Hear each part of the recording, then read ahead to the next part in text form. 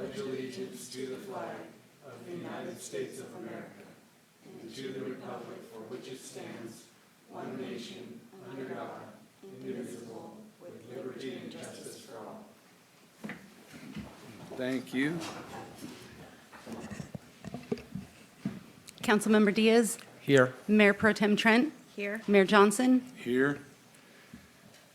And we have 3 proclamations today. And I'll read the first one for Sexual Assault Awareness Month. And I believe we have someone here to receive this. Sexual Assault Awareness Month, April 2025. Whereas April is annually recognized as National Sexual Assault Awareness Month, and whereas sexualized violence affects children, youth, adults, and elders of all genders from all racial, cultural, and economic backgrounds with public health and social justice implications for every person in Fortuna. And whereas staff and volunteers of the North Coast Rape Crisis Team provide 24-hour emergency response services to survivors and their significant others, and believes that prevention and intervention are essential to a healthy community. And whereas no one person, organization, agency, or community can eliminate sexual assault on their own, but can, through collaboration and partnership, work together to support those impacted, improve responses, and ensure that survivors are not re-victimized. Now, therefore, be it proclaimed that the City Council of the City of Fortuna reaffirms its commitment to the North Coast Rape Crisis Team and its values. Heal, to help survivors by meeting them where they're all at, empower them through their healing journeys, affirm their choices, listen to and believe their truth, and acknowledges that April 2025 as Sexual Assault Awareness Month. This day, 7th day of April 2025, City of Fortuna. Mike Johnson, Mayor.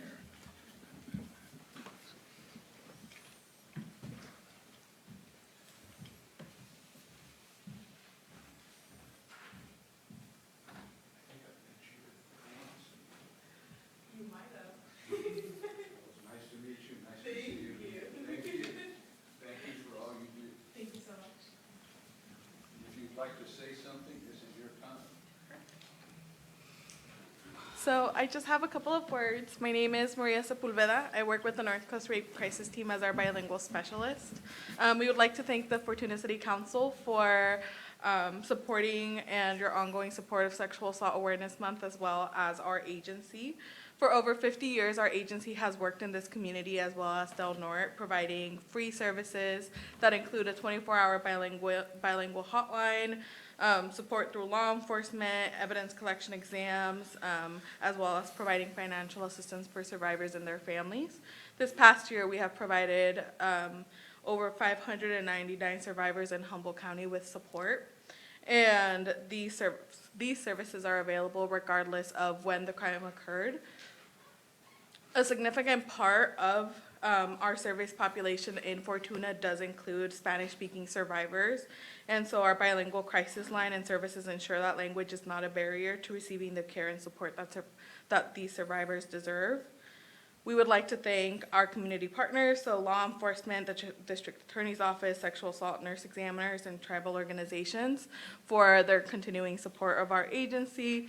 We do see that with these looming financial cuts, they would prove detrimental to the services that we can provide to survivors, and so it is possible that it might affect the amount of work that we're able to do, and so we do need your help to ensure that survivors continue to receive the care they deserve. And if you are interested, you can visit our website at ncrct.org to make your voice heard with our state and federal representatives and support our ongoing fundraising efforts. Thank you again for supporting our work, and I can answer any questions the council may have. Any questions? Well, thank you very much. Thank you.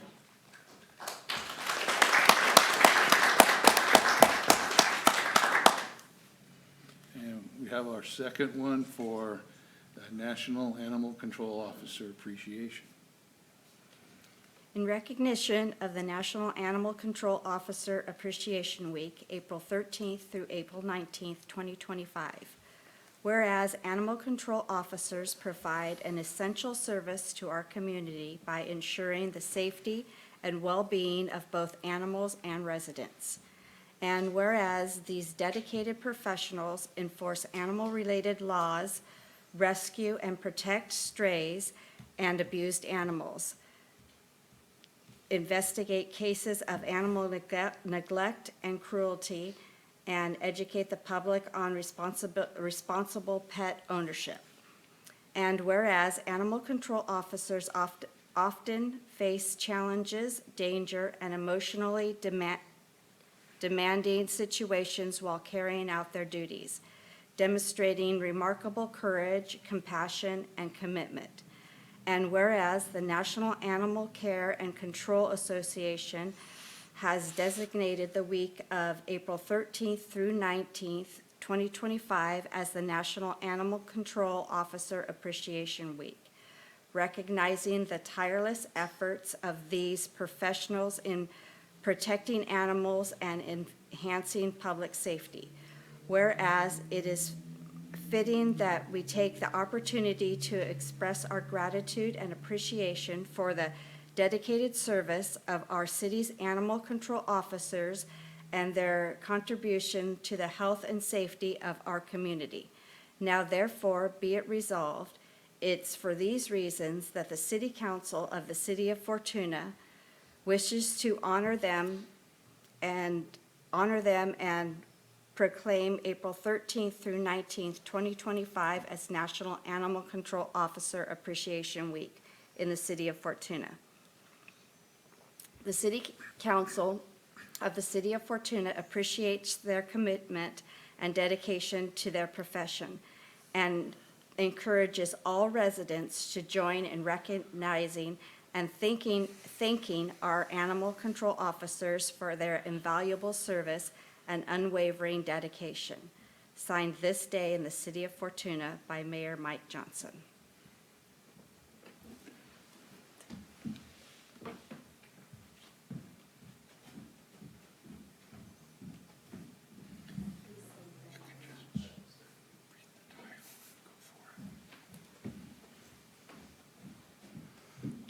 Good evening. On behalf of the department and our animal control officers, thank you for the proclamation and the recognition. They do an incredible job keeping our community and our animals safe, and we definitely applaud them and thank them. Thank you. Thank you.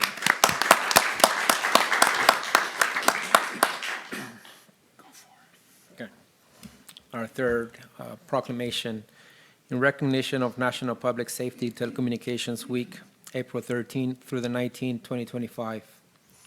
Whereas emergencies can occur at any time that require police, fire, or emergency medical services, and public safety dispatchers are the first and most critical contact our citizens have with emergency services. And whereas public safety dispatchers are the single vital link to our police officers and firefighters by monitoring their activities by radio, providing them information and ensuring their safety. And whereas the safety of our police officers and firefighters is dependent upon the quality and accuracy of information obtained from citizens who telephone the Fortuna Police Department Communications Center. And whereas the City of Fortuna is served by a group of men and women working as public safety dispatchers for the law enforcement, fire, rescue, and medical emergency response agencies in this community. And whereas these dedicated individuals work tirelessly to answer our citizens' call for help and dispatch the first responders to the scene of those emergencies. And whereas these public safety dispatchers have demonstrated loyalty, commitment, and dedication in the performance of their duties, and how therefore be it resolved that the public safety dispatchers working in the City of Fortuna are a valuable asset to our community at large. These professionals who toil with little recognition 24 hours a day, 7 days a week, to save lives and provide assistance are unsung heroes. Be it further resolved, it is for these reasons that the City Council of the City of Fortuna wishes to honor them and proclaim April 13 through the 19, 2025 as National Public Safety Telecommunications Week in the city of Fortuna. The City Council of the City of Fortuna appreciates their commitment and dedication to their profession and congratulates them on a job well done. Signed the 7th day of April, 2025, at the City of Fortuna in the state of California, and witness thereof, the Seal of Fortuna.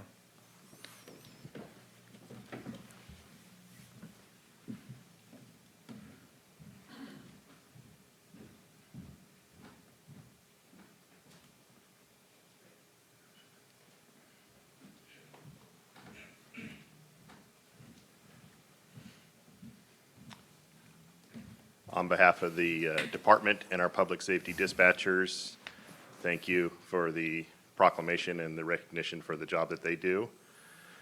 Our dispatchers are definitely the calm voice in the chaos. They're there for us. We're honored to have the outstanding public safety dispatchers that we do, and we're definitely grateful for them. Thank you. Thank you. Thank you.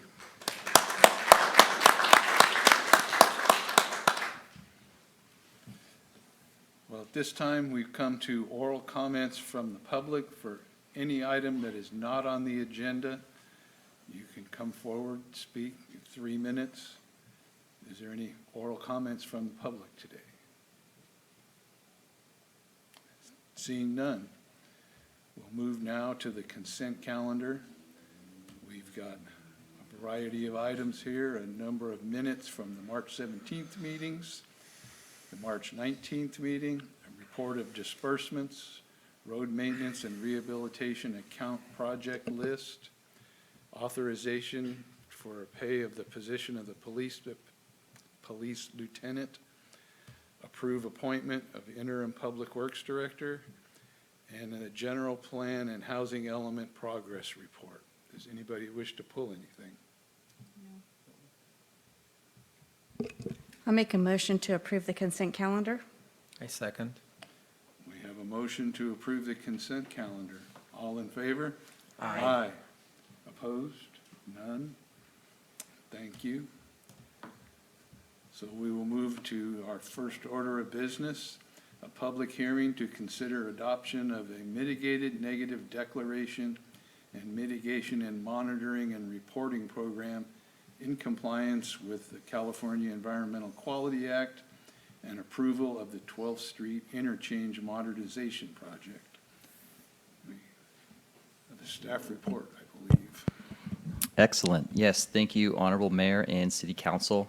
So I am very pleased to be here this evening to co-present an item that staff have been working on, not just for a number of years in this project phase, but for darn near 2 decades at this point, in an effort to ultimately modernize the interchanges in the city of Fortuna between our local roads and the state right-of-way, the state highway. So I will be pulling up a presentation that I will be providing, and I am assisted here this evening with a few very key members of our design team with our consulting, engineering, and environmental consultants, GHD, and that's Josh Wolf and Andrea Hilton. They are 2, as I said, key members that have helped bring this ISM&D together, and also the project design documents, of which we'll also be discussing some this evening. So, as you noted, Mayor Johnson, the first and major item that we have in front of us is considering the environmental document. This is the approval that staff are seeking at this point to certify our compliance under CEQA. And the other item would be to approve the project as it stands at this point so that we could move forward with the next phase of work when it becomes funded. So for everybody in the audience and also participating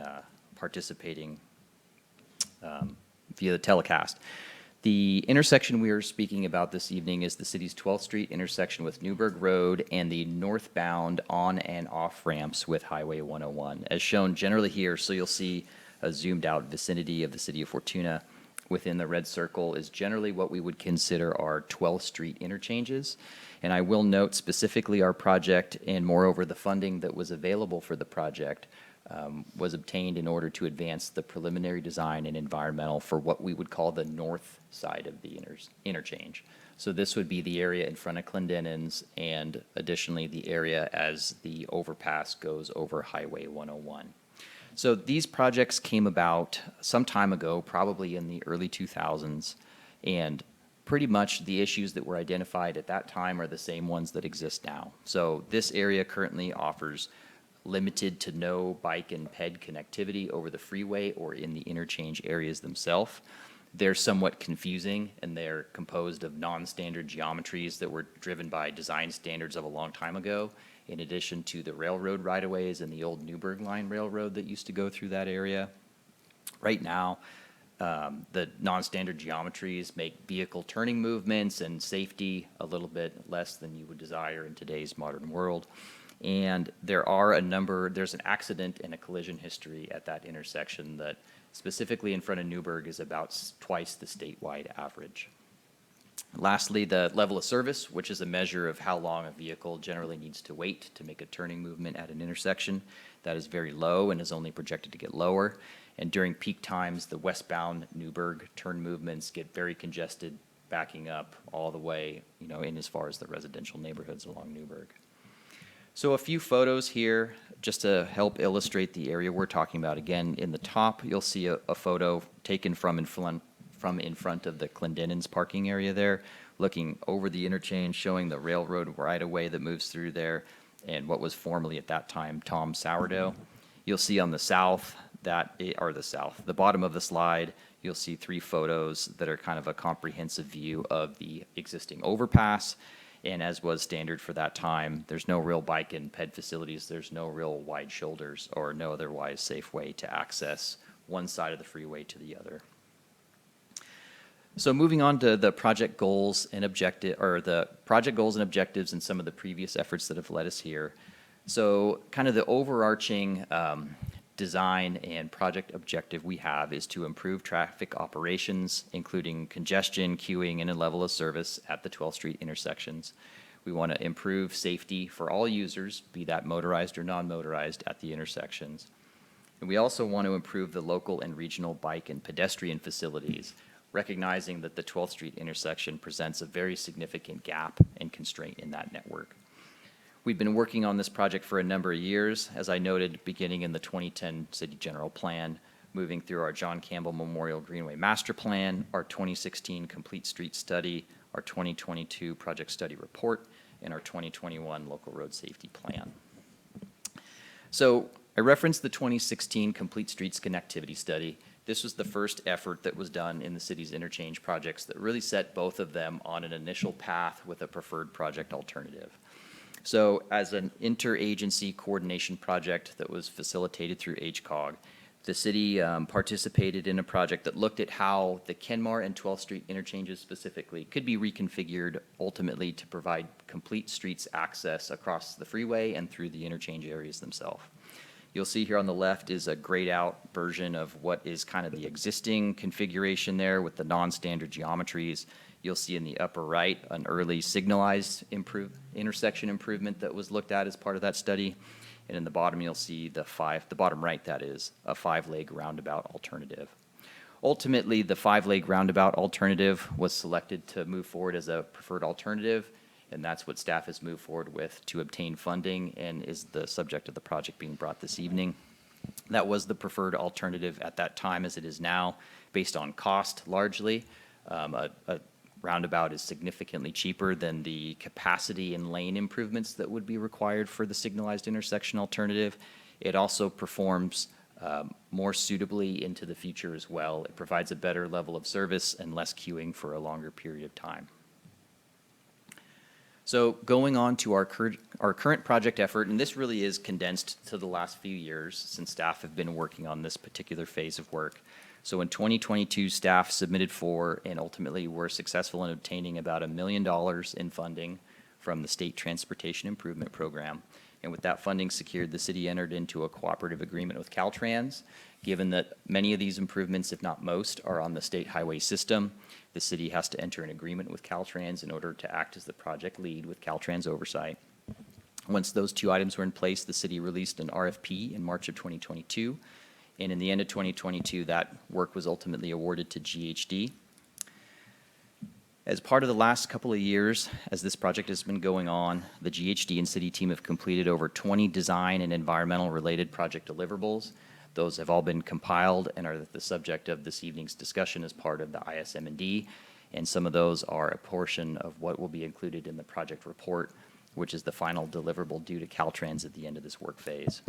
Additionally, as part of that, in 2024, we have already received concurrence from Caltrans on our 30% design, or what we call also our geometric approval drawings. So I did want to note to the council that Caltrans has seen the plans that are associated with this project, and they have provided their concurrence on those plans. And then lastly, of course, we're here this evening to discuss the environmental document, which is the ISM&D, or the Initial Study and Mitigated Negative Declaration, which is one of the major components of the staff report item here this evening. So that is kind of a tee-up. So I'm going to pass it over. Now we've gone through kind of the overview of why we're here. So I'll pass it over to Josh Wolf, who is our project manager, who will walk through the design itself and kind of paint a picture of the project we're proposing out on 12th Street. All right.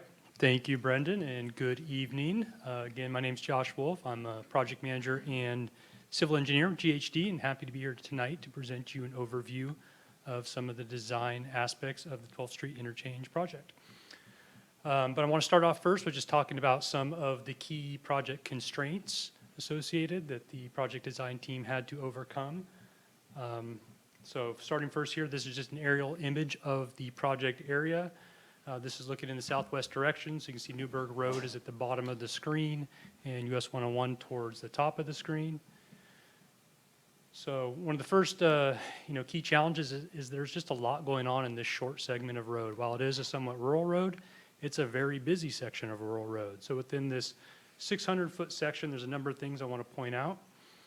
First off is the Newburgh Road intersection. I think you all are very familiar. It's an extremely skewed intersection.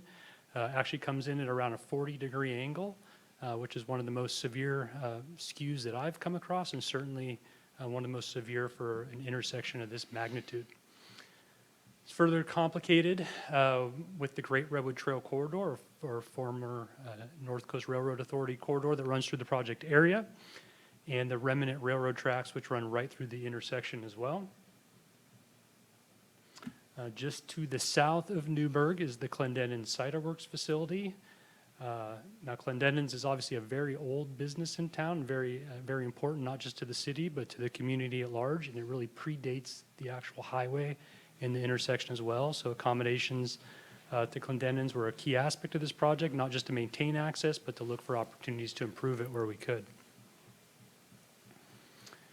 And just a little bit more further south, you have the Pond Street intersection. This is another really unconventional intersection. It's actually two separate intersections, one with Pond Street and the northbound off-ramps, and another with Pond Street and the northbound on-ramps and 12th Street.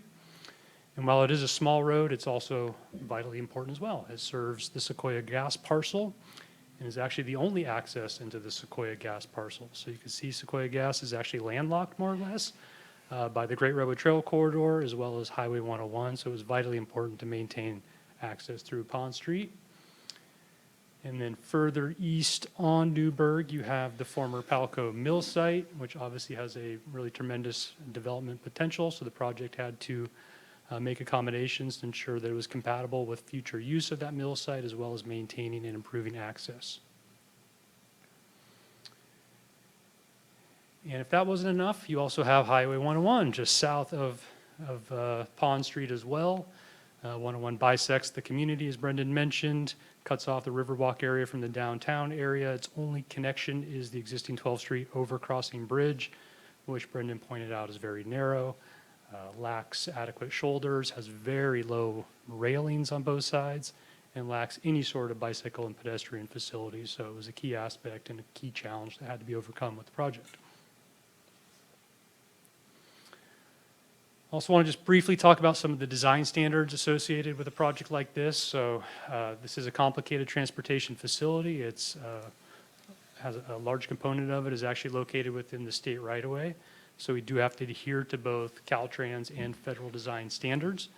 For this project, those include the Caltrans Highway Design Manual, as well as the Federal Highways NCHRP Publication 672, which outlines design standards for roundabouts.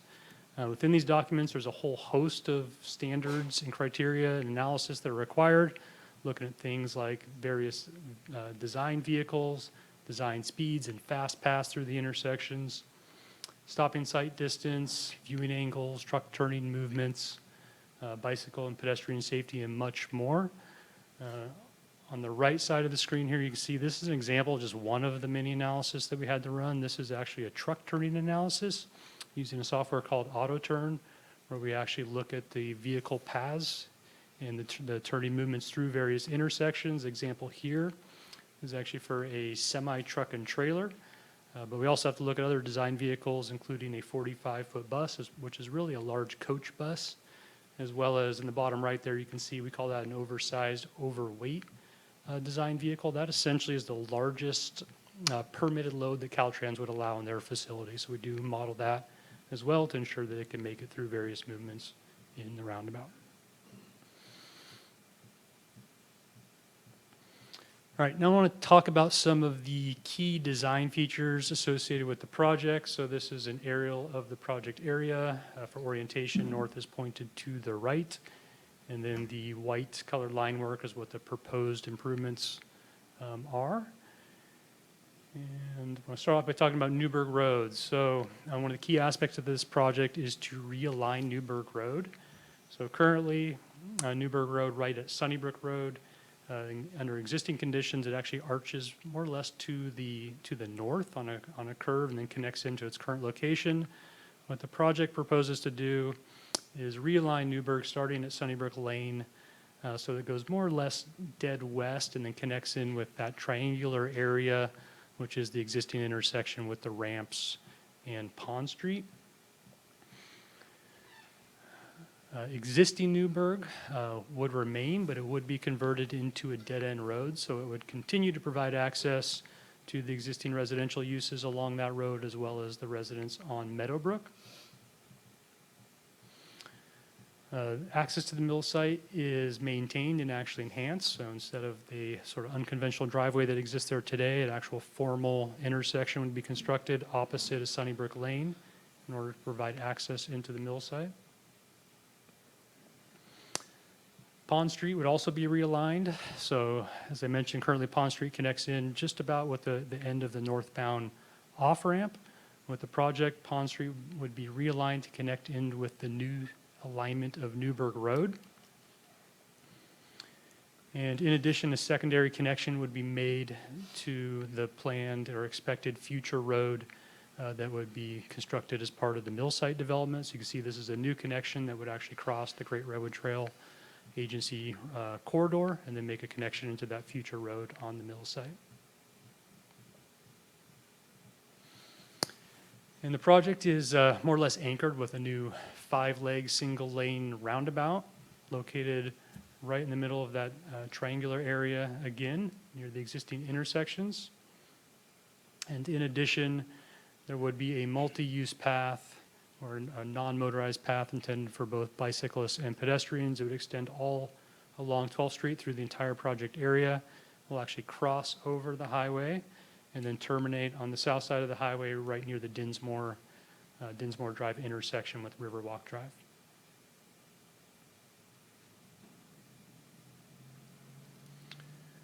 And I'm going to zoom in this area here, talk a little bit more about some additional features closer to the intersection. So this is that same area. North is still pointing to the right. I'm going to start off by looking at some of the features around the Clendenin Cider Works property. In the bottom left, there is an image showing what existing conditions look like today. One of the first improvements we were able to make was actually to shift the road further east from its current location. So 12th Street actually is going to be pushed further east away from Clendenin's. This creates a little bit extra room for us to do some additional improvements and adds a little bit more buffer between the Cider Works area and the actual roadway. Again, looking at that image in the bottom left, you can see for northbound traffic, there's no left turn lane for anyone who wants to make it into Clendenin's. They essentially have to wait in traffic, stop in the travel lane, wait for a safe passage for vehicles in the southbound direction, wait for a gap, and then make a left. Under the proposed project, we're able to add a two-way left turn lane. Therefore, vehicles heading north could actually get into that median lane, wait for traffic to provide an adequate gap, and then make a left. So that's a great safety improvement. In addition, I mentioned that there'll be non-motorized trails through the area, so there would be a pathway that would be extended through the frontage area in front of Clendenin's. Under existing conditions, again, you can see it's just kind of a sea of asphalt. There's no clear delineation between the roadway and the actual parking area. So there would be a trail that'd be extended through there, and with that, we'd have two separate dedicated driveway entrances to serve the property. Plus, off the edge of the screen there, you can see there's some diagonal parking, so we'd actually formalize the parking in that area as well.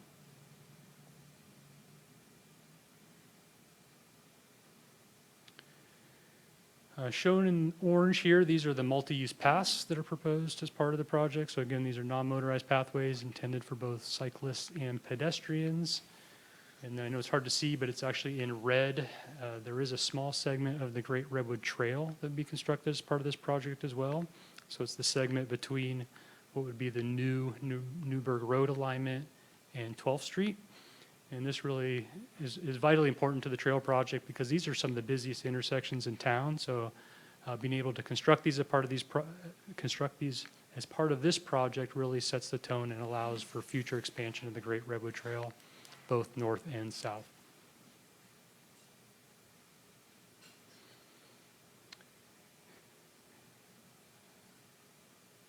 There's also a number of pedestrian safety enhancements that are included. What we're circled here in pink are the various crosswalks that are included as part of the project. These are all enhanced with rectangular rapid flashing beacons, which I know you're familiar with in town. These are push button activated blinking lights that draw attention to pedestrians that are in the crosswalk or looking to make a crossing. So they're really great safety enhancements. In addition, we'd also include pedestrian refuge islands, which essentially shorten the crossing distance for pedestrians to get across a road. Instead of having to cross two legs or two lanes of traffic, they can cross one leg at a time. So it's a really nice enhancement. And the last feature I want to highlight was the bridge over US 101. So as part of this project, we are proposing to include a separate pedestrian-only bridge that would connect the intersection shown here to the south side of Highway 101. And during the design phase, we did consider a number of different alternatives for this bridge structure, including both widening the existing bridge and constructing a separate standalone bridge structure. During the course of the design and the coordination, collaboration with Caltrans, it became evident that it was going to be quite complicated and costly to widen the existing structure, and that's because there's a number of deficiencies associated with that structure. And essentially, once we made any improvements to it, Caltrans was going to require the city to upgrade it to current standards. So the cost of that came out to around $5 million compared to what a separate standalone bridge structure would cost, estimated at around $2 million.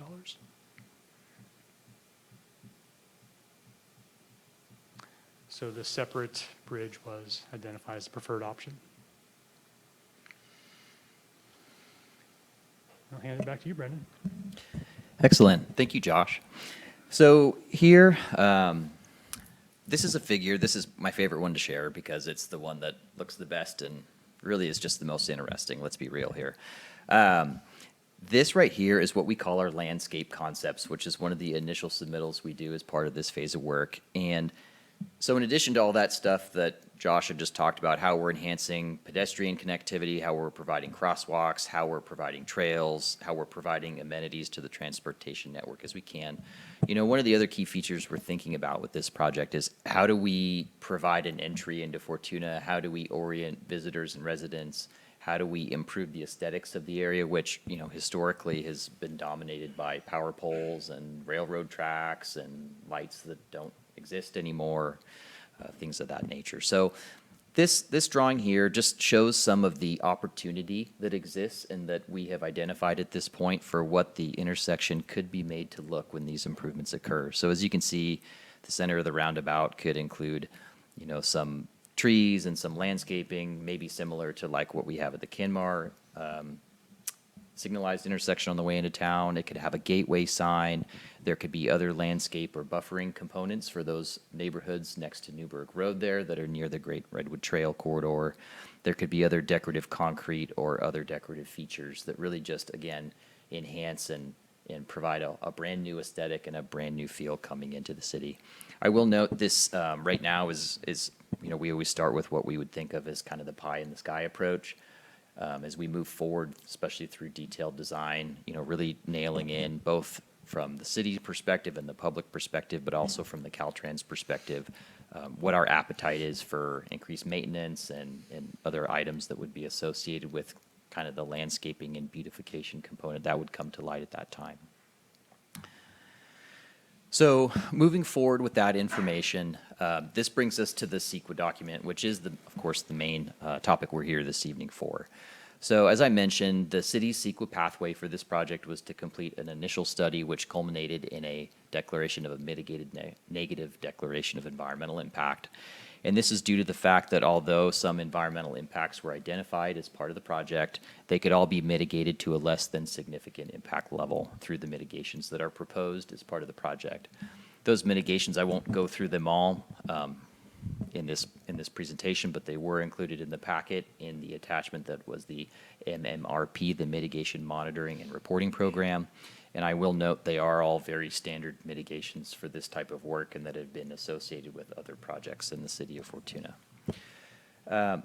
So this public circulation draft of the ISMND was fully completed, and on February 26th, it was circulated. It was posted on the city's website. We sent notifications to adjacent property owners. We did some outreach efforts to some of the key stakeholders that have been part of the project, including the Clendenins who are here this evening. And that was posted on the OPR website for 30 days, ultimately culminating with the closure of that period on March 28th. So that was the closure of the public comment period. With that, after circulating the document and all the attachments, the city did receive 2 comments during what is considered the public noticing period. Those comments were from the Regional Water Board and the Great Redwood Trail Agency. In summary, they were both relatively minor comments, and we have been working with both agencies through the development of the project, so it's nothing they weren't aware of. The Regional Board did ask and remind the city to include the existing land use covenant of the mill site as part of the conditions of approval for the project, given that the mill site has some identified potential contamination areas. So the land use covenants that were identified in their closure of the site would need to carry forward in the city's project, for which we have recognized that. And the Great Redwood Trail Agency was requesting removal of some references in the document implying that all right-of-way is owned fee simple. Some of their right-of-way is also an easement, but in any event, the entire right-of-way is under the control of that agency regardless. Next, a few days later, we did receive another comment from, again, another close stakeholder that staff have been working with for several years on this project, and that is from the folks at Clendenin Cider Works. So that we did end up, we received it in time to include that letter in your packet, so you have had a chance to review. I do have here kind of some of the bulleted highlights or summaries there. I will go through them and provide an initial staff response to them. I would also invite the Clendenins to come up and speak as part of the item at the conclusion of my presentation of the slides here too, if they would care to engage and provide their public input on it as well. But the main 3 items that I extracted from the comment letter, the first one is the request to preserve the city capability to provide overflow parking in the area around Clendenin Cider Works. So as you may have recalled from the photo that Josh had put up a minute ago, in the existing interchange configuration, there are some pretty wide shoulders. There is some opportunity during events, say like the Apple Harvest Festival, for large vehicles or even just cars to park on the shoulder of the road and to take up some space during busy times. The improvements that are being proposed will alter the look of how much available overflow space there is, including kind of a larger grassy field that is currently available for overflow parking that typically gets used on the McWhorter's property. That will go away in the current project iteration, but I will note on the staff level that there is an opportunity, and you'll see in this slide here, which is the landscape concept. The rearrangement is basically going to shift what I'll call that no man's land to a new feature located here in the middle of what is Old Newburgh Road, New Newburgh Road, and 12th Street. So the reason I bring this up is, this is a valid concern because there is a condition and an ability to accommodate for this important city event that we have right now with the configuration we have right now. And there is an opportunity here as this project moves forward to consider the best use of that area. It was a little bit outside of the scope of this project, but the Great Redwood Trail would love to potentially see something that could maybe act as a trailhead for the trail right there. There could be the ability to provide some additional parking or put maybe a little park-like feature or some other, public serving feature right there that could serve multiple benefits, including some overflow parking. So just wanted to provide that as some context and something that the council could consider and staff could consider in future iterations of this project as it continues forward. The next is a request that the city support the purchase of a portion of the Caltrans right-of-way, which formerly was part of the Clendenin's Orchard. So and my understanding, and Cliff, of course, could speak better to this than I, when the highway originally came in, a good portion of the former orchard and other properties in there had to be purchased in order for the highway to go in. Right now, the Clendenins are interested in reacquiring some of that grassy area to the south of the existing house there that right now is kind of an extended buffer from the northbound on-ramp. And so that is something that, we've talked about with the Clendenins from the staff level, and we have communicated that to Caltrans. There's only so much on the staff level that we can advocate for in context of moving the project forward. But that's something that certainly in future work phases, if the council and the community was compelled, they could bring that forward or provide a letter of support or some other mechanism to continue to get Caltrans's attention, because realistically, because it falls outside of the purview of the project, it would be between the property owner and the state to get that done. But there are some reasons provided that, the council should give some consideration to. And lastly is the request that the construction avoid the busy season for the cider works, which is August through February. I will note, and I have had discussions with the Clendenins with this as well, realistically, to get this project done on time and on budget, it's going to more than likely have to be continuous through all the good weather periods of the project. Otherwise, it would probably take 3 years to complete and significantly more cost at that point. What I will note is with these types of projects in general, what we would always target and what we would always require of the contractors that they maintain access to all businesses and roadway movements at all time. So the contractor would be required to phase their work in such a way where even if the Clendenins were in a business operating mode, customers could still get to access and park at their business.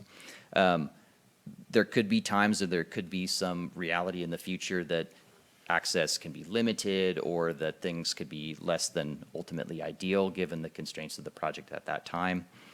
Staff could, if we get into that kind of mode, look to do the types of agreements we have done, I will say, in the past, but somewhat sparingly, which is to recognize the impact to a business and to provide some sort of an agreement during the construction phase to compensate them for business lost. So I don't foresee that being an issue at this point, and we feel like given where the project is going, that a usual phased construction approach would be doable. But that is an option that staff would otherwise look at as part of the right-of-way phase at a future phase of work in this project. So with that, going over to a quick listing of the next steps. So of course, in front of you this evening is considering approval of the project and of the environmental document. After that, the consultant team in the city would work with Caltrans to make sure the NEPA process is finalized, because Caltrans is the NEPA lead agency for the project. The project team would complete the PA and ED phase, which we're ultimately hoping will be sometime in the fall of this year. And with that, that'll close the funded work for this portion of the project. So we would close out the STIP grant with Caltrans. And from there, staff and the community and HCOG will continue to advocate for the project, to do what we can to find funding opportunities, to leverage all of the stakeholders who are involved in this, and ultimately hope to get these key improvements delivered for the city of Fortuna. So with that, that closes out our presentation. And again, thank you to Josh. And we do have Josh and Andrea here that can answer questions as well as myself. So I'll turn it back to the council. Okay. Before we open public comment, is there any questions or comments from council? I have a quick one. Doesn't necessarily completely pertain to this, but somewhat. Have you talked to all of the property owners that this will impact for right-of-ways and all of that? Has any of that stuff been done yet? Yes, so the three primary property owners that will have impact during the right-of-way phase are the Clendenins, the McQuarters, and then Mr. Rizzo, who's the owner of the mill site. We have been working closely with each and every one of them. Staff have had several meetings with the Clendenins and with the McQuarters to look at some of these options as it pertains to how the driveways could look and what could be done, at least at this stage of the project, of course. So yes, we haven't gone beyond that to do any specific outreach to, say, the neighborhoods along Newburgh or others that would be adjacent to the project, but everybody that would be involved in a right-of-way decision has been contacted in part of the project development. Thank you.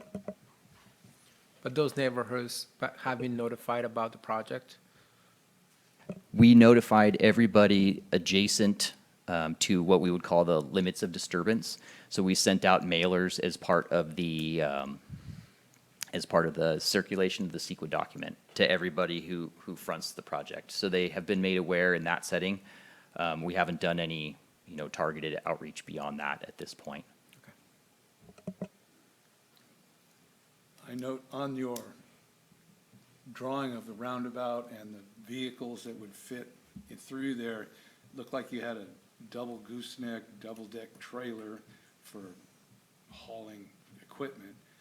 And because I was wondering, looking ahead, because there's a project both for over 299 and down on 101 to get STAA trucks into Fortuna, and so we have to get them out also. So you've done the turning movement geometry on that to see if it'll handle the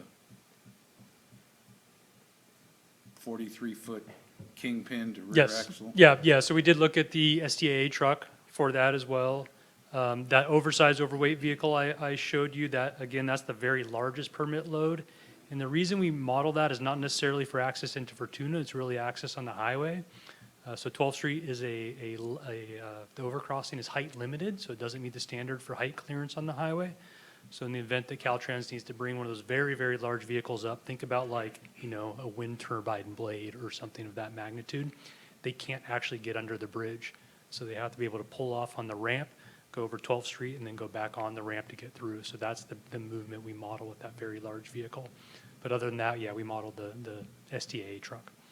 Perfect, yeah, that has happened in Fortuna where they've got off the freeway, gone around, and got back on again, so. All right, at this time, we'll open public comment, and I believe we have someone who would like to speak.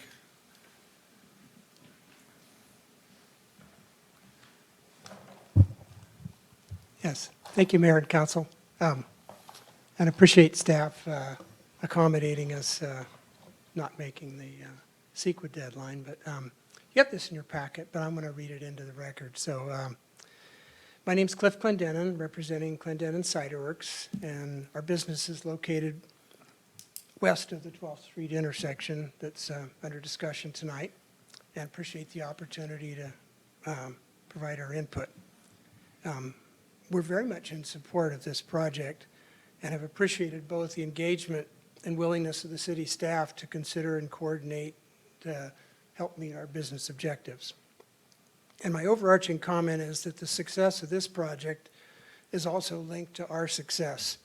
If we can correctly design safe traffic flow and parking, it'll ensure the success of the project. We like the single entry from the north and the single exit to the south from the roundabout into our business with the 60-degree angled parking spaces and protected by a sidewalk. That's a marked improvement over, existing conditions. There's a few more spaces that we'll be able to develop on site but we believe there's going to be more area required to safely and efficiently handle delivery trucks, school buses for field trips, and even the Apple Harvest Festival, just the basic vendors and musicians and staff that are required to put that event on. Currently, vehicles and trucks can park on both sides of 12th Street. While the roundabout will greatly improve traffic flow and safety, many overflow parking opportunities, as Brendan mentioned, will no longer exist, potentially causing delays, congestion, and safety concerns. So Clendenin Cider Works requests that the City of Fortuna support our purchase of that Caltrans field to the south of the Clendenin farmhouse. And as a part of that field used to be part of our farm, and part of it was the Pernin Farm, which we know of now as the Pernin Foundation, but their farm basically disappeared underneath the 12th Street overpass when that was built in 1960. So we believe this field is the solution to ensure adequate parking for our business, but more importantly, to ensure the success and benefit of the intersection project. That field could support employee, delivery vehicle, customer parking on the east end adjacent to the roundabout and adjacent to our farmhouse. And then the west portion, there could be a small expansion of the apple orchard. And on a related note, the conifers that currently sit on this property shade and devalue our existing orchard. And I'll get a slide up later if I can to point that out. And then in March 2020, we had an analysis for a solar project on our barn from Redwood Coast Energy Authority, and they actually made a deduction of 5% from the potential value of the upcoming photovoltaic panels, just based on the height of those pines and redwoods, which get taller every year. In addition to eliminating any traffic flow or parking issues, utilizing this field could enhance the productivity of our agricultural business and increase agricultural output. Transitioning this field for parking and prime irrigated apple orchard, City of Fortuna and Caltrans could gain visual and environmental benefits without the maintenance costs that exist right now. And as Brennan noted, and I appreciate that, we would also like to request the construction avoid our busy season, which runs August to February. And we think that's going to be possible to accommodate, given that we're completely closed from March through July, typically prime construction months. So we hope to continue the productive dialogue that we've had with the City of Fortuna for everyone's benefit. And thank you. I would like to see the council, if they could, and I'm not sure the mechanism for this, attach that our acquisition of that property. I understand that it's public property now, so it would need to be purchased by the Clendenins. But I'd like to elevate that to a project condition if there's a mechanism to do that. So that's my ask. I'm not sure there is a mechanism for that at this time, but it's noted and it's in the record for this. It's been recorded as public comment. And Yeah, I think, my sense is that the best mechanism to move forward with something like that would be to have the discussions on the city side for the city's stance in support of that as an item to take forward to Caltrans, and to use that as a springboard to initiate talks with Caltrans, probably specifically on the executive staff level, the ones that, make decisions more in that area. So I think the commitment there would be to explore what that future path is, and to, again, decide to what level the city would, has an appetite in participating in that being part of the project. And there might be a mechanism to write a letter of support for your desire to acquire that, but I don't think there's a way that we could make a attachment to the project itself. Okay. Brendan, is it possible to pull up the cover sheet of the project where it's, there's the... Yes. Excuse me. I should be better at protocol than that.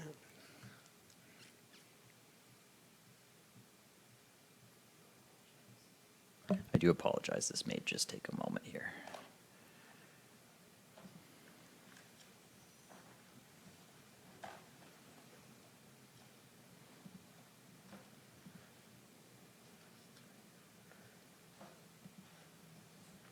I believe this is the picture you're hoping for.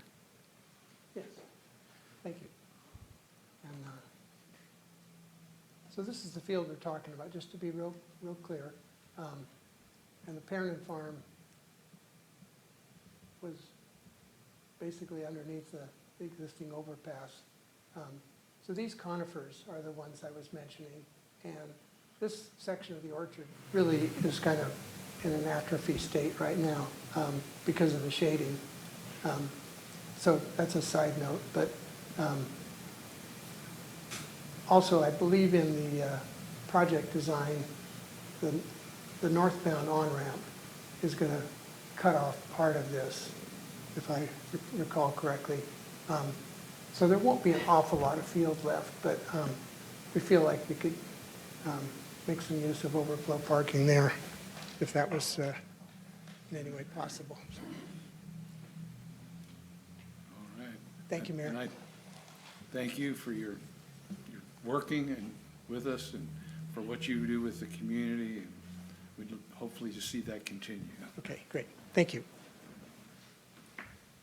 Any other public comment on this item? Well, we'll close the public hearing portion of this. We get a- Make a motion to adopt Resolution 2025-06.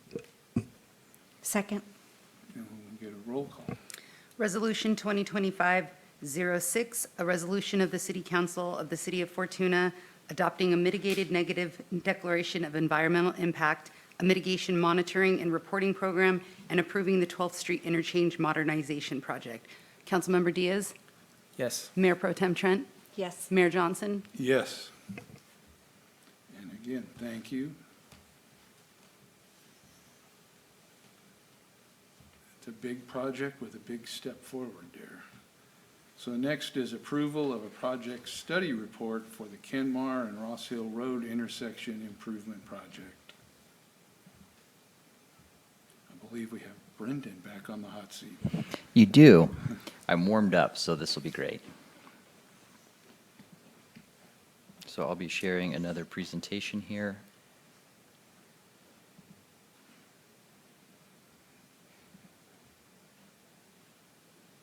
Excellent. Okay, so to continue in the hopes of improving all of Fortuna's transportation problems in one evening, I have another item here, which is the approval of a project study report for the Kenmar and Ross Hill Road signalized intersection. So for those of you, just to kind of orient yourselves, and I will use this slide for it because diving into the presentation is kind of more the content. The intersection that we are speaking about is that of South Fortuna Boulevard as it transitions to Ross Hill Road, and then east and westbound Kenmar. So this is the signalized intersection at the south end of town that is at the end of the city's Kenmar interchange area with US Highway 101. So this project has really come about in the last couple of years. So the initial focus for city staff in leading our transportation improvement projects was to look at the Kenmar and 12th Street interchanges. Of course, as we discussed at great detail this evening, but also in previous staff reports and project delivery efforts. But a few years into the Kenmar project, what really came about is the understanding that until we can also make some companion improvements to the Kenmar and South Fortuna Boulevard intersection itself, that would really limit the amount of benefit that is seen to the city and the citizens through the improvement of the Kenmar interchanges themselves. And again, I'll note the difference between the interchanges being the intersections located adjacent to the freeway itself, and the Kenmar intersection being the signalized portion, which is located to the east along Fortuna Boulevard. So, purpose and need, there's very much a need to, as we'll discuss, improve the level of service and the queuing that exists at that intersection, specifically on the eastbound or incoming Kenmar turning movements, in addition to the northbound Ross Hill Road movements, which, if you can think about that, those are both the people coming into town in the case of Kenmar and the people leaving town principally in the morning from the residential neighborhoods in the Campton Heights area. There's also a need to improve intersection safety. So we routinely receive some safety complaints and concerns from citizens in regards to two specific areas, and it also has been featured in the city's local road safety plan, which included a pretty big public outreach component. We're hoping to improve and fill in the bicycle and pedestrian network in and around the intersection. And lastly, we want to advance a project concurrent with or before our Kenmar interchange improvements, which is a big compelling reason for us to move this forward on the staff level. Again, recognizing that if improvements were made to the interchanges themselves, the amount of overall effectiveness of that would be affected by not having made associated improvements to the Kenmar signalized intersection. So running into the existing issues before we start talking about the alternatives that we looked at. So one of the first things that most people experience is what we would call congestion or poor level of service. Level of service is a measure of how long essentially a vehicle is waiting at a signalized intersection. So currently, most of the movements in the AM and PM peak hour are rated at Cs and Ds. And within a few years, it's projected that the entire intersection will operate at Ds and Es, which are almost the lowest measures you can get at a signalized intersection. And I will note that it is in the city's general plan to maintain intersection level of service to C or better everywhere. There is an exception for this particular intersection to operate at C and D, but even then, we are still projecting that that will further deteriorate, especially as the city continues to develop. We also have excessive queuing issues on certain movements, as I noted, most notably in the AM peak hour. That's queuing going up Ross Hill Road. That's for traffic that's traveling northbound, and that's more specifically for the turning movement that takes you towards the freeway. In the PM hours, and then a lot throughout the day, quite honestly, the queuing as it goes back on Kenmar from the intersection towards the highway can get pretty bad. It routinely backs up to Eel River Drive and sometimes even further during peak times.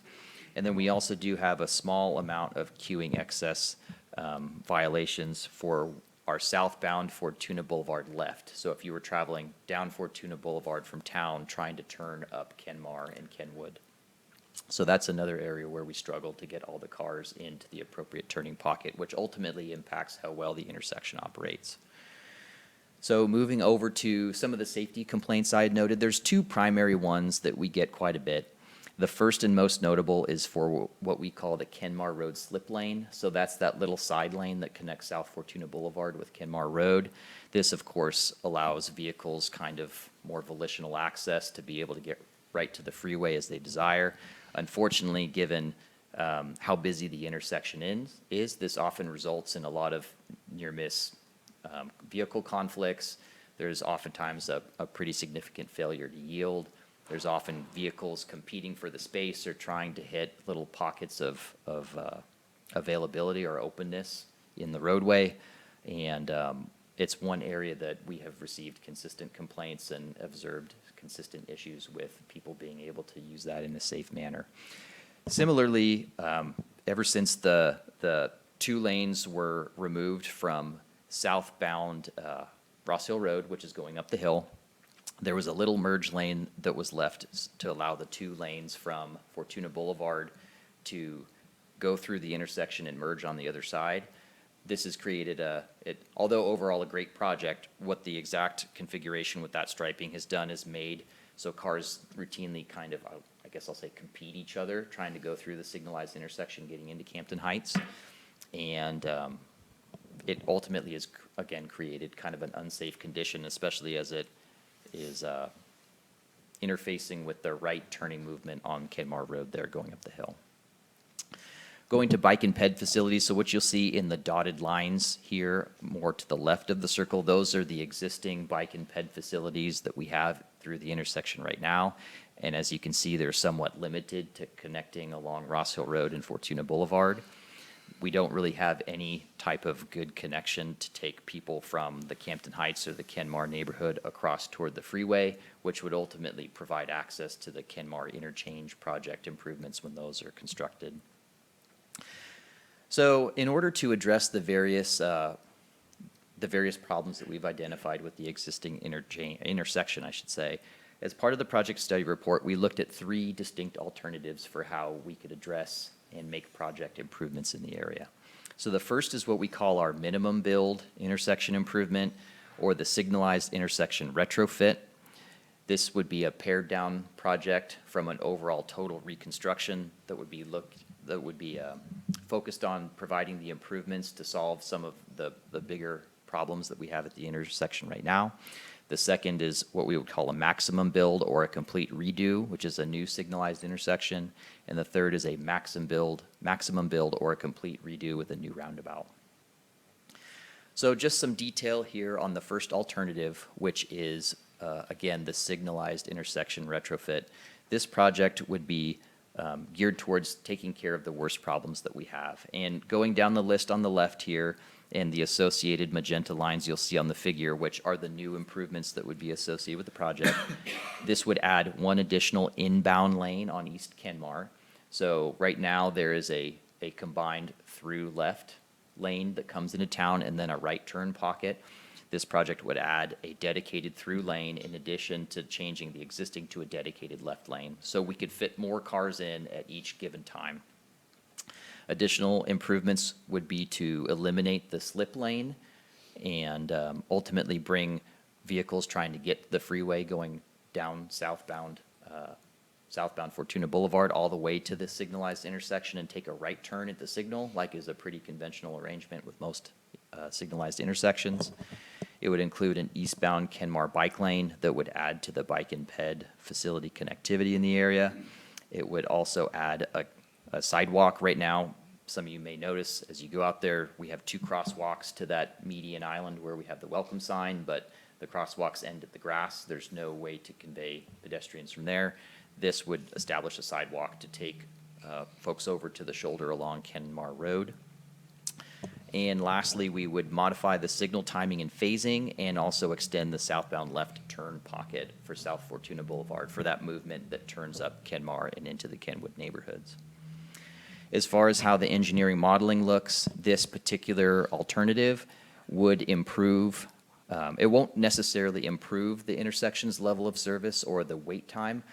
What you'll see is through the design life, it really just, what it does is it extends the life of what we have now.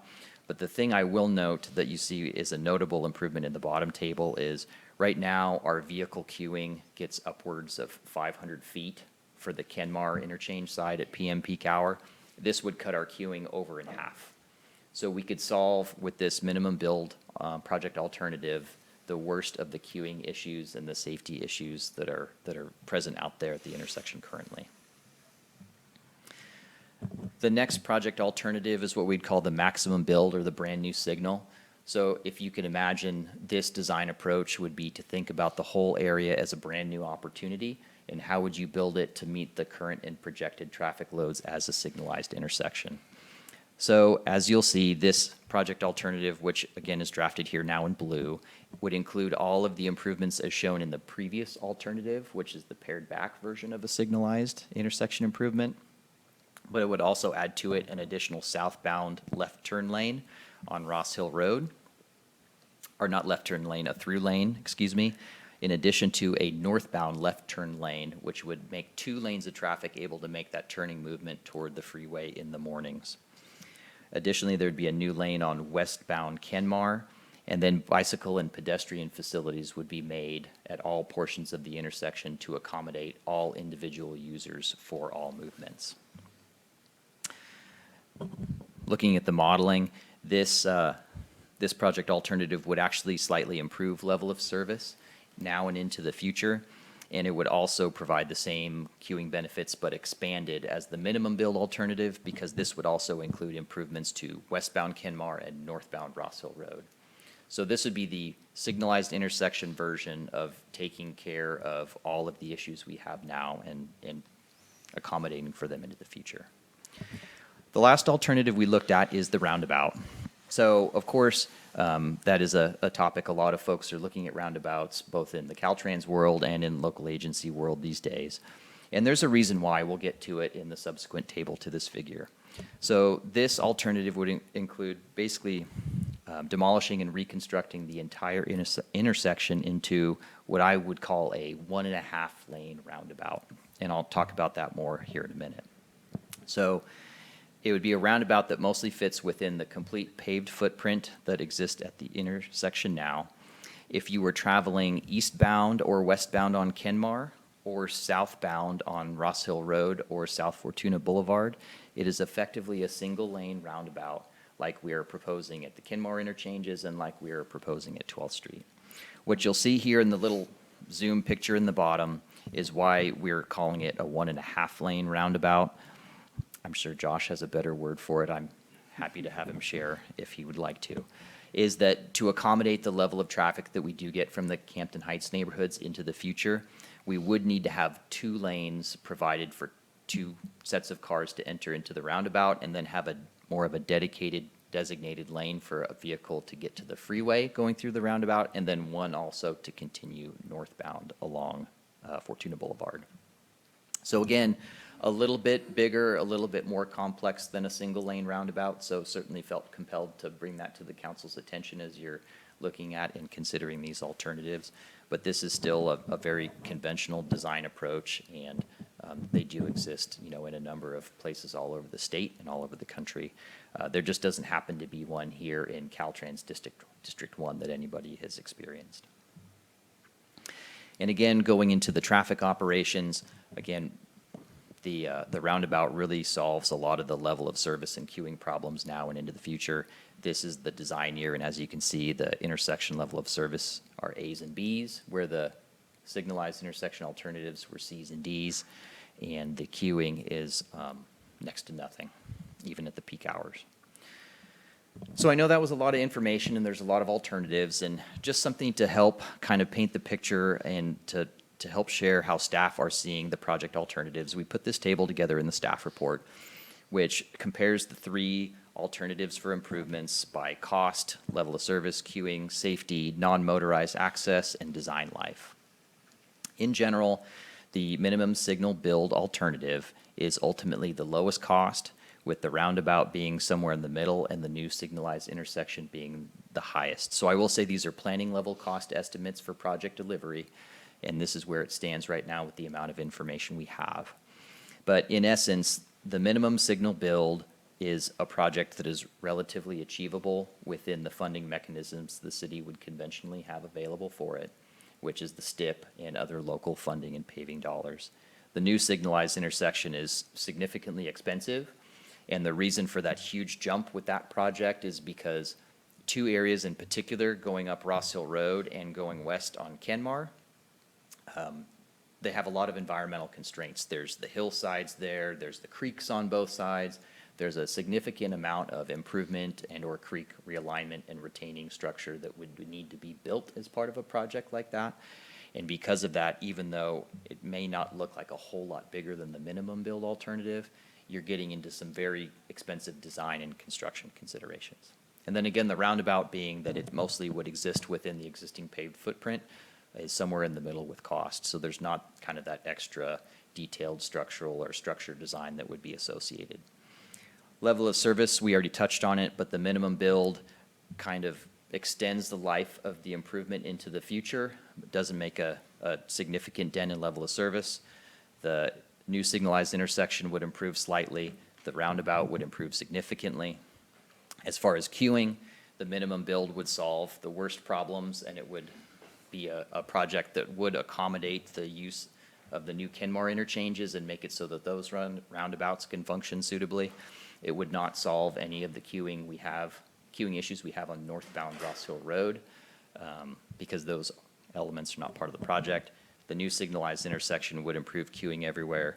The new roundabout would effectively eliminate queuing everywhere. We feel that the new signalized intersection and the new roundabout would both provide good improvements to safety, while the minimum build would be medium to good, again, recognizing that it doesn't address all areas of the intersection, but only some.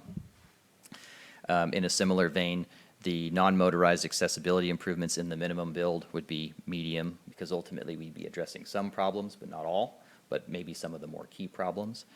The signalized intersection and the roundabout would be, good to great, really, because it would improve the condition for all movements, for all users throughout. And then lastly is design life. This is something that we put together, and I will note that realistically, the amount of time that any of these project improvements would last is dependent on how much the city grows. So we tend to look at things with a growth factor of 1.5% per year, which is what the city's general plan calls for. I will note that the historic population growth since the 90s has really been more about 0.6%, so a little more than 1/3 of that actual number. But we still look at these things as if there's going to be a development boom, or the mill is going to take off, or the neighborhood potential in the south area of the city would ultimately develop. That being said, staff kind of have a feeling that a minimum build signal alternative would probably be a project that could last 20 to 30 years in an average scenario. The new signalized intersection, 30 to 50 years, and the new roundabout, 50+ years, given how well it treats the congestion issues out there. So I'm happy to speak a little bit more. I wanted to provide the council an opportunity to have some questions or have some public comment, or, ultimately the thing staff are asking tonight is that the council approve the project study report if there's no other alternatives or ideas that you would like staff to explore. And in parallel with that, what we would be looking for, if the council is comfortable going in this direction this evening, is a motion that was accompanied by the council identifying a preferred project alternative for staff to move forward with, trying to find funding for and to move a project forward. So with that, I will relinquish the floor here for a minute, and I'm happy to answer any questions. Well, thanks. There's a lot of information in there. I don't know about making a decision on the alternative right now, but I would look to see if anybody has any questions or comments for Brendan or. That's a lot of information. Yeah. It would be nice if we could do the roundabout, but is that, do we need to settle for something that's the basic? What's your opinion Yeah, so. between those two? So if you, staff's recommendation at this time would not be to move forward with the full build signalized alternative. It's too expensive. It doesn't provide the best level of service and queuing into the future. And with expense comes uncertainty that it would ever be installed in the first place. So I think that alternative, while we needed to explore it, is not really one worth taking beyond this stage in the game. I think the city's best alternatives from a staff perspective, but from a community perspective too, would either be to pursue the minimum build alternative or the roundabout. The difference being that the minimum build alternative would have to be considered an interim solution throughout the greater sense of time. Because while it might last 20 to 30 years, while it might last 40 years, at some point it's going to become congested and ultimately be operating at a substandard level of service and a substandard level of queuing as well. The advantage of pursuing a project like that at this time is it's within the fundable capacity of the city. The last funding cycle, the city was able to acquire $2.6 million in STIP money. And ultimately, I know the project estimate said 2.9 to deliver this, but we feel like that might be a little bit on the conservative side. And ultimately, it is somewhat realistic that the city could pursue funding and have that improvement built, the minimum build improvement, within the next 5 years. That's pretty realistic, if not very realistic. The roundabout, not so much. It is a better and more robust improvement in the long term, and staff feel that through the course of time, that's ultimately the solution for this location, given all the other constraints. That's the thing that's going to solve the problem well into the future. The likelihood that that is funded and completed in the next 5 or 10 years is significantly less, just because it is outside of the regional capacity to fund something outside of seeking a big external grant, which staff could do. It's just, there's always uncertainty. And, the council and the city are going to have to consider what the trade-off is to seek a project that might not happen because we can't fund it.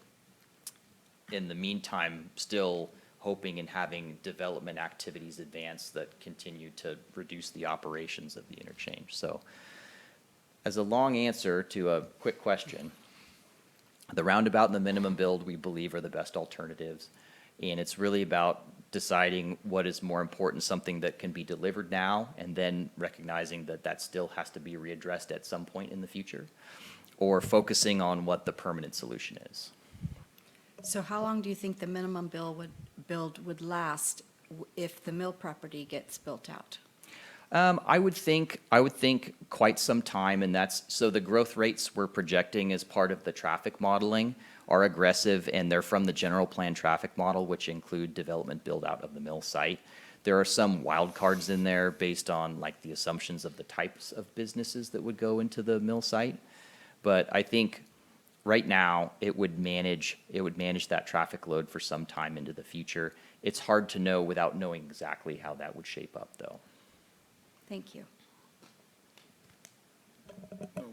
With the advent of much more horsepower in traffic signal controllers and Josh and his computer and designing that intersection, that there could be a way to accommodate either another left turn lane for northbound traffic coming off Ross Hill onto westbound Kenmar, because that's the big issue there. And getting the cars through off the freeway. There was a time when when the mills were running, and we didn't have the problems then that we have now.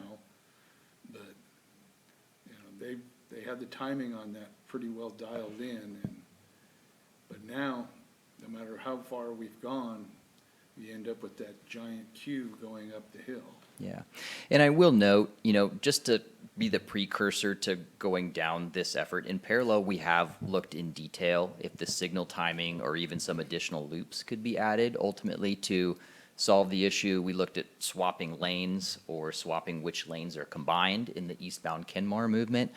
Ultimately, without physically adding more lanes in a signalized alternative, there's just no way to significantly improve it.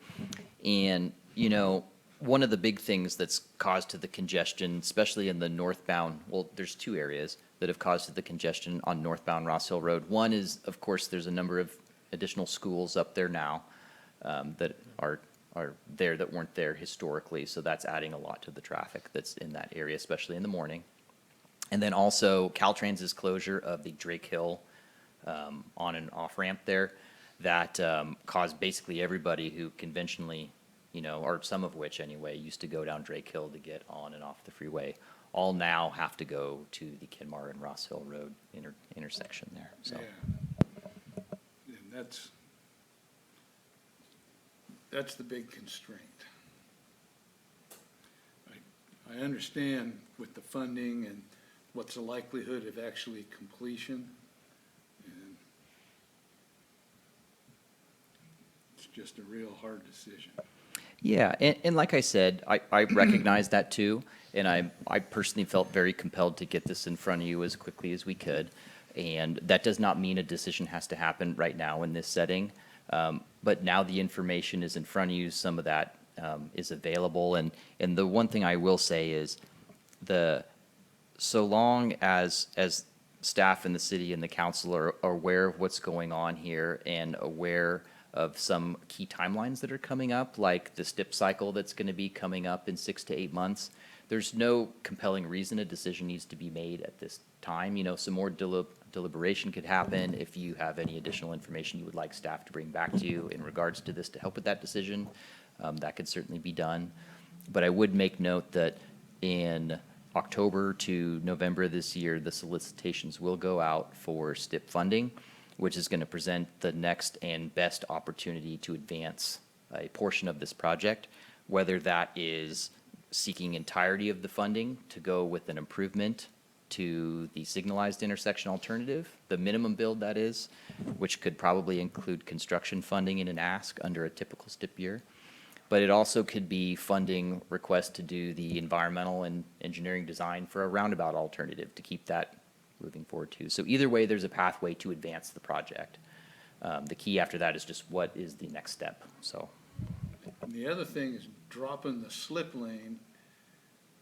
That was probably more heavily used for trucks in the past than now, but there still is trucks, still is motorhomes and such as that, and need to get that. If we don't have the slip lane, then we have a hard right, and I couldn't tell from your aerial pictures because of the shade and the brush, if you had changed the geometry of the corner there, or, it looks like you changed the geometry of the lanes. Yeah, and that would have to be part of it too.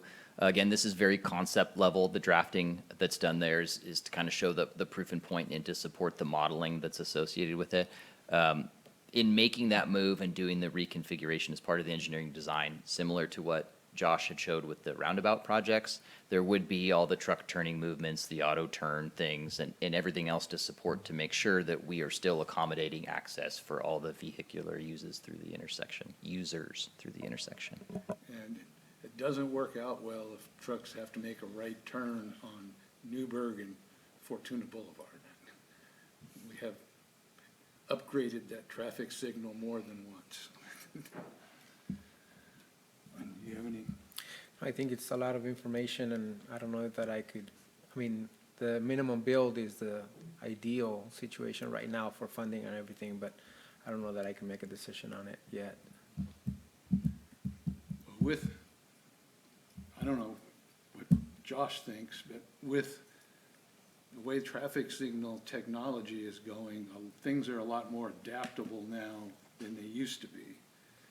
The controllers are much better. And so if we went with the minimum build, would we still have options, say in 5 years, to make it work better for whatever intersection we can build there? Hard to predict the future. But I think, absolutely, right? I mean, there could be some additional improvements, some incremental changes or improvements in the future if there's some other things needed to adapt. So I think that is an option. It's something you could build off of.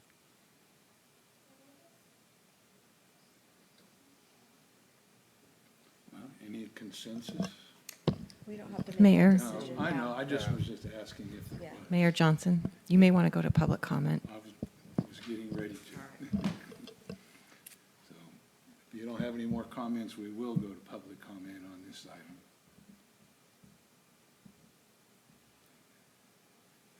Seeing none at this time.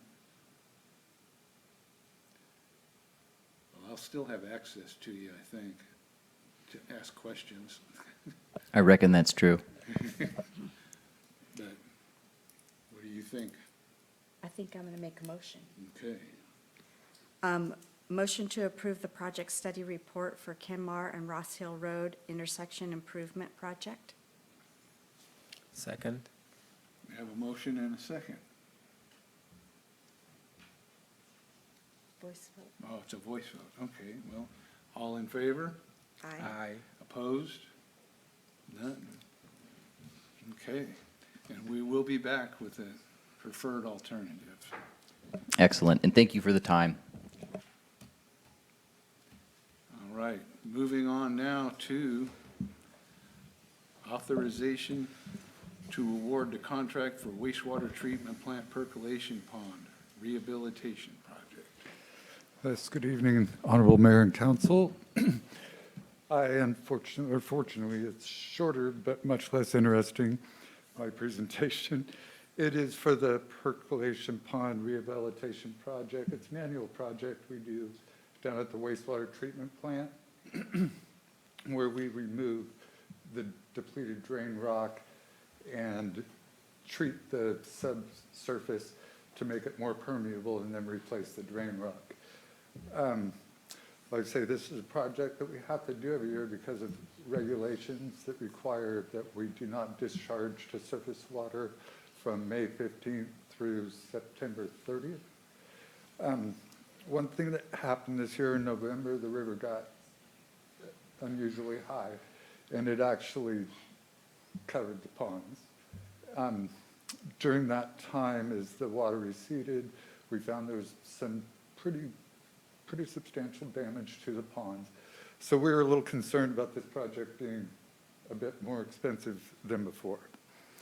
So anyhow, last Wednesday, the 2nd, we opened the bids. We had 2 bids come in, which was a bit of a surprise because we had 5 people at our pre-bid conference, so we expected more. But the Mercer Fraser Company came in at about $169,000, and Wink Construction, who did the project last year, came in at about $99,500. So they were significantly lower, and actually about $12,000 less than they did the project for last year.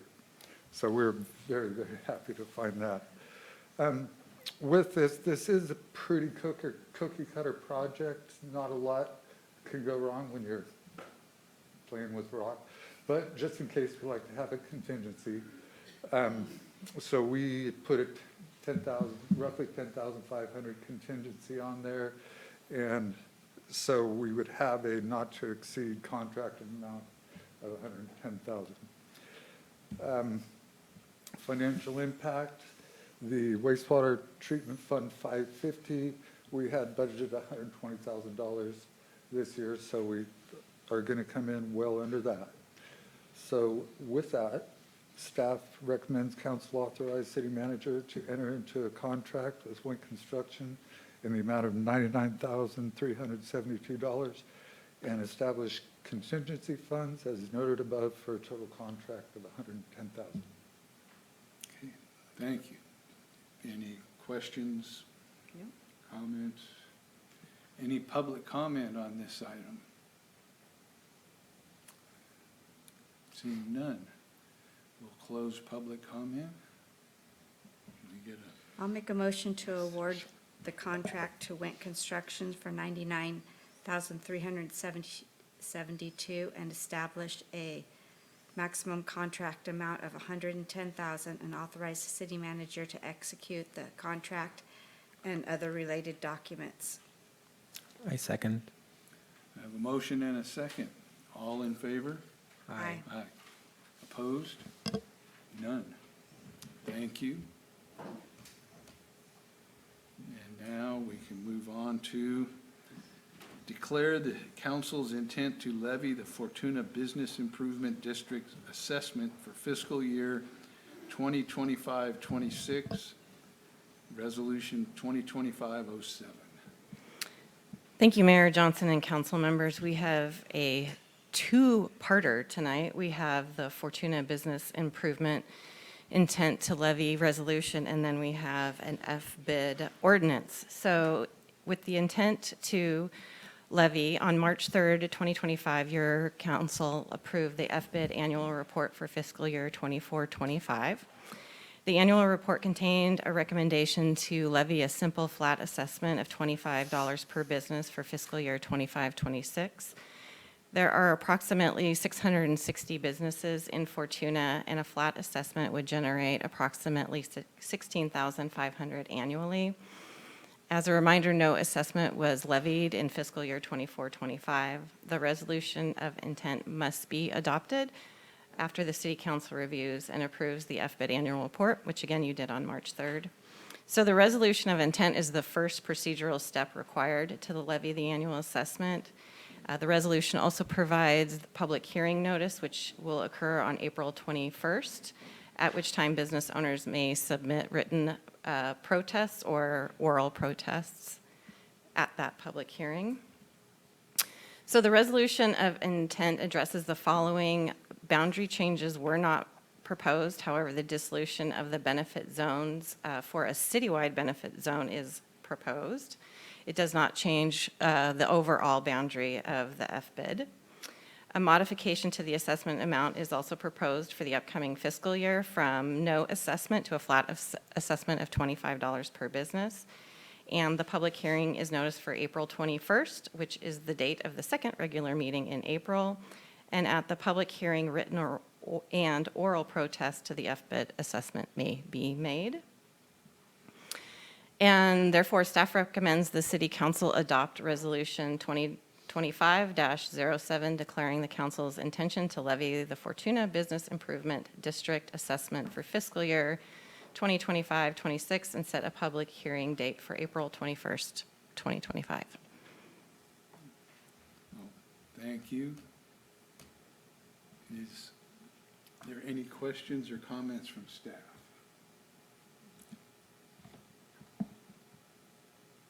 Is there any public comment?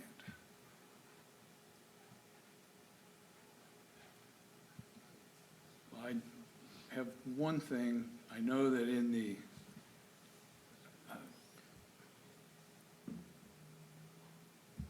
there was a question as to what, there was a reference to as the money funding to be used for as designated in the founding documents for FBID. Now, I know that at some time I remember hearing that it's for entertainment, for insurance, for drawing, for musical events, to bring people into the what used to be the core areas that will not exist specifically anymore. But can we flesh that out a little bit? It still is, those expenditures are still possible. They're just not dedicated, there were certain pots of money dedicated to the core areas, and now it's a citywide benefit. Right. And so, yes, it could be, an applicant could come to FBID and ask for concert money or storage for their event hardware. So all of those things are still possible. That did not change. Because I know like last year, I think we used, some FBID money was used for transit during special events. Yes. And it's been used for insurance for downtown events to bring people in. So there's a variety of things. Yes, it can be variety. used for. All right. No public comment. Well, entertain a motion. I make a motion to adopt Resolution 2025-07.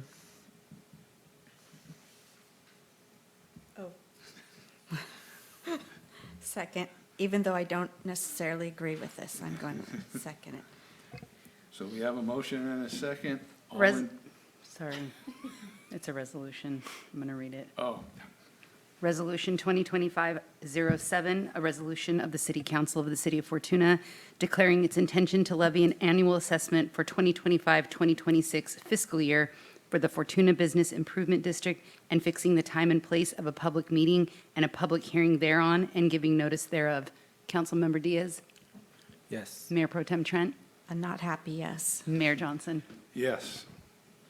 All right. We'll move on to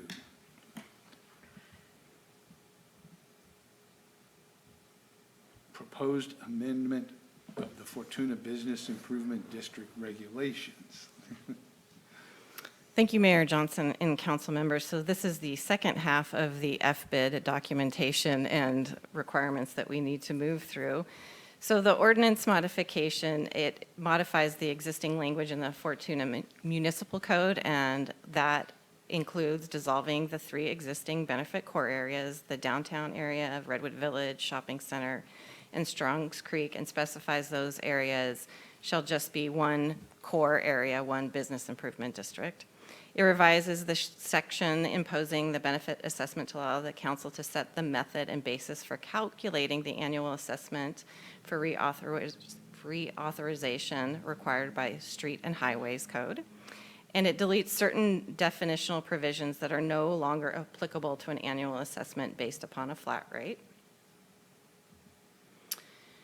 The ordinance modifications also include revising the composition of the advisory committee to remove requirements for representation from the 3 core areas, and it further revises the composition of the advisory committee from 7 to 5, and specifies that 4 members shall be among the following industries: retail, professional, and service, hospitality, manufacturing, and/or wholesale, and 1 member should be a city council liaison.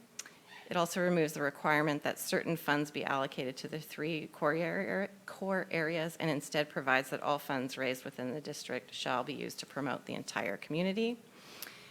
And it maintains the principal purposes for which the district was formed, which is consistent with your question from earlier, Mayor Johnson.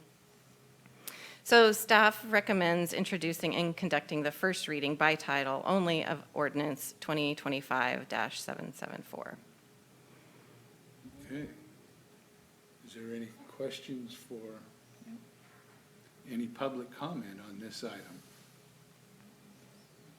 I see none. We'll close public comment. Can we get a motion? Make a motion to introduce and conduct first reading by title only of ordinance 2025-774. Second. Have a motion and a second. Ordinance 2025-774, an ordinance of the City Council of the City of Fortuna, California, amending Chapter 5.40 Fortuna Business Improvement District of the Fortuna Municipal Code and determining the ordinance to be exempt from CEQA. Councilmember Diaz? Yes. Mayor Pro Tem Trent? Yes. Mayor Johnson? Yes. Okay. Now we come to correction and modification to the selection and appointment of the city council vacancy. Thank you, Mayor Johnson and council members. So per California Government Code Section 36512, the person appointed to the city council will hold the city council seat until the next general election in November 2026, not November 2028, as stated in the March 17th staff report. As you may recall, Mr. King provided his resignation on March 12th, and his term would have expired at the end of 2028. So the November 2026 election will,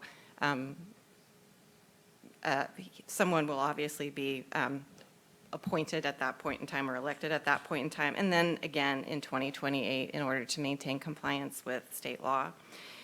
In addition, after the March 17th meeting, it became apparent that there were some scheduling conflicts with the city council. And so the date for the interviews and selection for the vacant city council seat is now scheduled for Monday, April 21st at 3 p.m. And that concludes the staff report, and I'd be happy to answer any questions. Okay. Do we have any questions for? Nope. Nope. Do we have any public comment on this item? Seeing none. Again, can we get a motion? I make a motion to approve and ratify city council application deadline to noon on Friday, April 18, and notice and hold a special public meeting to conduct interviews and selection on Monday, April 21st, 2025 at 3 p.m. Second. Councilmember Diaz? Yes. Mayor Pro Tem Trent? Yes. Mayor Johnson? Yes. All right.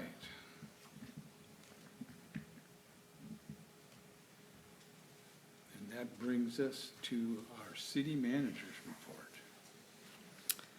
Here I go again. All right, city council meetings. As just mentioned, we have a special meeting on Monday, April 21st at 3 p.m., and that will be to interview and select for the vacant city council seat. There is also a meeting at 6 p.m. on Monday, April 21st for the city council. The planning commission meeting for April 8th has been canceled. The next planning commission meeting will be Tuesday, April 22nd. Measure E is Tuesday, September 16th at 5:30 p.m. The RCRPD meeting for May 7th has been canceled and is scheduled for Wednesday, June 4th at 2:30 p.m. And then FBID is April 22nd at 8:30 a.m. and then again on July 22nd at 8:30 a.m. And I'll just give you a brief update on RCRPD since that's the pool project. The McLean Foundation is still waiting on soils reports for the site between them on the McLean campus. And so once those come back, we'll help determine whether that's the appropriate site for a pool. The RCRPD board is still exploring an assessment, a property tax assessment to help fund operations for the pool.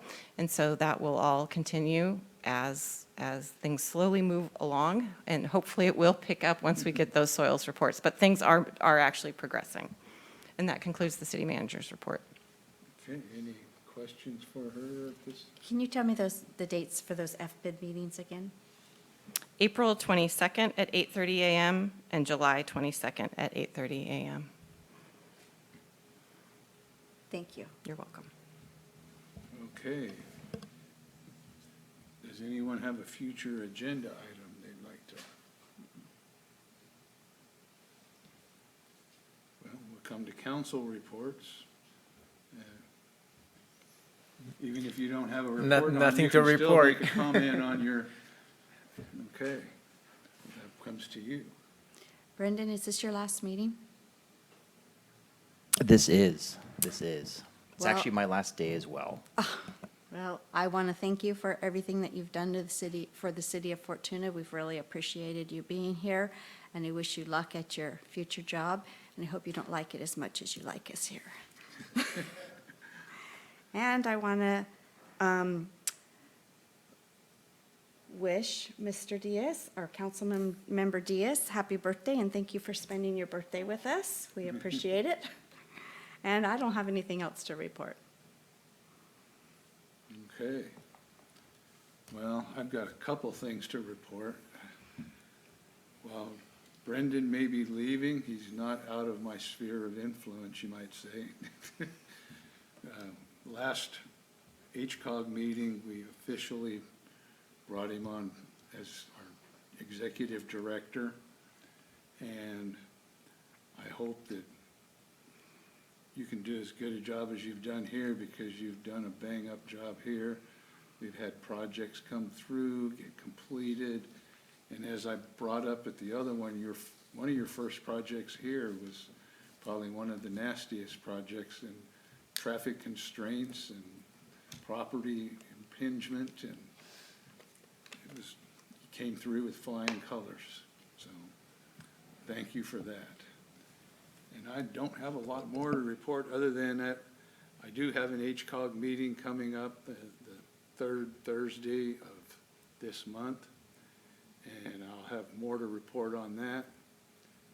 And so with that, Motion to adjourn. Second. we are adjourned. Thank you.